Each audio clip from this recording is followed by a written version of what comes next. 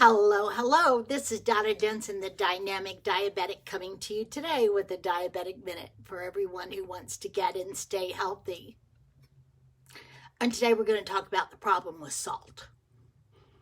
You know, we all know that too much salt is bad for us, right? But do we know why? Do we understand it all?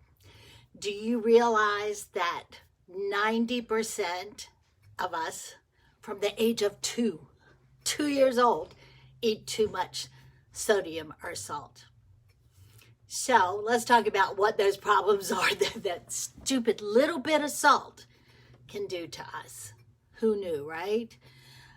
We'll start with your heart and understanding it's a plumbing problem, okay? The heart is the pump and your blood vessels are the pipes. And what salt does is it forces more blood through the pipes, makes them work harder, okay? And over time, it causes them to shrink, which makes it worse. So high blood pressure, that's where that comes from. It's because the salt is messing with your plumbing in your heart. The good news is that we can cut back on our salt and make a difference in that. We can improve our situation if we start watching what we're doing. But you need to understand how important that is. That plumbing we have is, it's all we got. So we need to take care of it.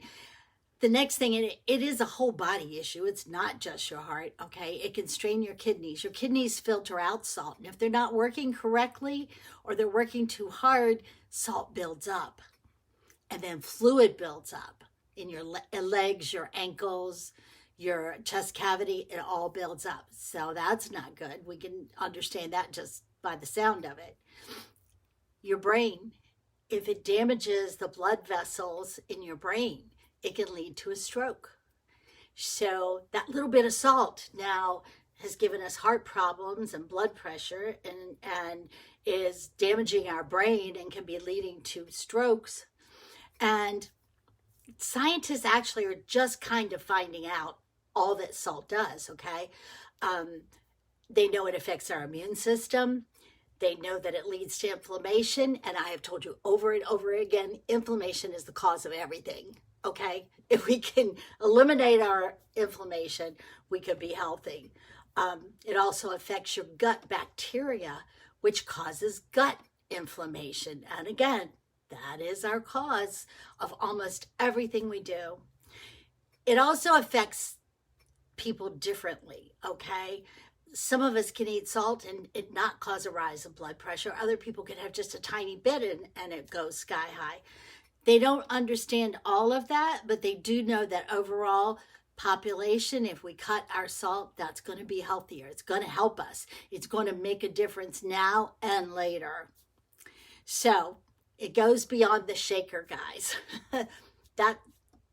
That's for real. It's not what we do generally that causes us to have so much sodium. It's what we buy. Okay, so we have got to learn to read the labels and look not just at sugar or carbs, but we need to look at the sodium too. The American Heart Association says we should have about 1,500 milligrams of salt a day, but most of us are eating 3,400 milligrams or more. So you can see we could all use cutting back. So read the label and remember that salt and sodium, they're pretty much interchangeable for what we're talking about. So if you see those, watch it. A can of chicken noodle soup has some horrendous amount of salt in it. It sounds like it would be good soup, right? But you just have to read the label and know that you're watching the sodium. Know it. They've done 85 studies recently, and every one of them shows if you reduce your salt, you reduce your blood pressure, and you help your health. That's my news for today, guys. A little bit of salt can do a lot of damage. And knowing what that damage is, we can take care of it, can't we? I know we can. I hope you will share this message today. I hope you will subscribe to wherever you're listening to it. And I hope I found you safe. I hope I found you well. And I always, always genuinely hope I find you happy. This is Donna Denson, the Dynamic Diabetic. Thank you for being here. Thank you for listening. May God bless and keep you until we connect again. Have a fabulous day. Bye-bye.